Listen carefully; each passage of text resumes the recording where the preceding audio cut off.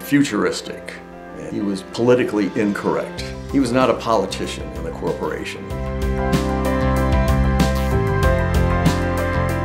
Alex is one of those automotive designers who definitely had gasoline in his blood.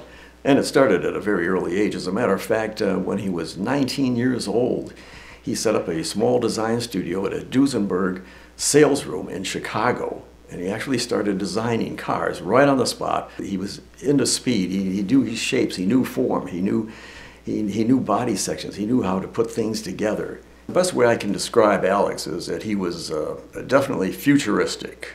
He was politically incorrect. He was not a politician in the corporation. He went along with his own ideas and sometimes ruffled a few feathers, but they were always, you'll have to give him credit for always being different, always reaching off in a new direction.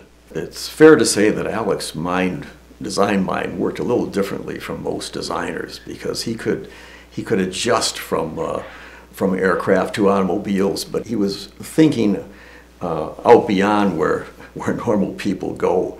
He was designing a number of concepts, for example, a rocket with a re-entry system, which nobody else had thought of. There was no engineering background that told him he could do something like this. It was just a concept that he came up with. And with Alex's background, and especially with his aircraft background, he had this capability of approaching any of these design problems and solving these problems with unique concepts. He was just a great guy to work for. He really mentored young men, young designers, and it was so enthusiastic. His enthusiasm was just infectious, and it got us charged up and willing to reach out and just break the design barriers and go, as they say, where no man had been before in terms of car design.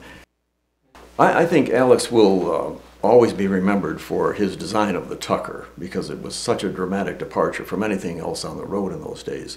The Tucker was, I think, the first opportunity Alex had to express himself in the total shape of a car.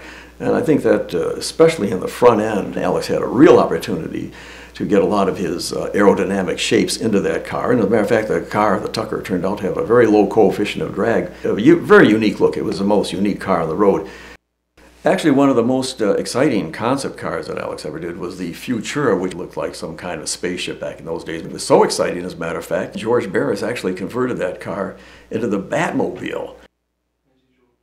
Speed had an extremely strong influence on him, from the concept cars that he did to the early Duesenbergs that he was working on. It was just in his blood, but it definitely affected the number of the shapes that he was working on over the years. And the Quicksilver was a good example of that. It was a very clean design, a very aero design, and you could see that it looked like it was one of those cars, and you've heard this term before, it looked like it was moving when it was standing still, but it was part of his design philosophy. Alex was, again, always interested in speed and in speed records. For some reason, he got interested in gyroscopes. And he was working with the Triumph motorcycle people, and they decided to break the land speed record with a two-wheeled vehicle, which was quite a trick to do. And they did break the land speed record over, I think, went over 200 miles an hour and held that for quite a few years. I think he will be remembered for just having this great palette of designs that were all different. You couldn't say, that's an Alex Tremulis. They were always totally different, and that's a mark of a good designer.